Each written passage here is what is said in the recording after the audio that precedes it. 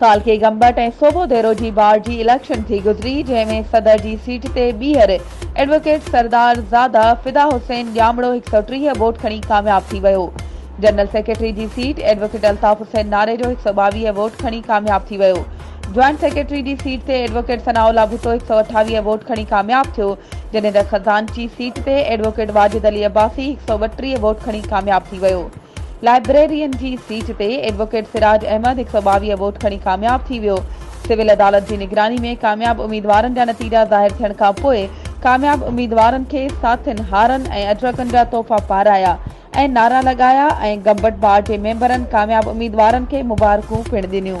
वधीक ख़बरुनि ऐं अपडेट्स जे लाइ असांजे चैनल खे सब्सक्राइब कयो ऐं हा, बेल आइकन खे प्रेस करणु न विसारिजो त जीअं असांजी हर नई अचण वारी वीडियो तव्हां ताईं पहुची सघे।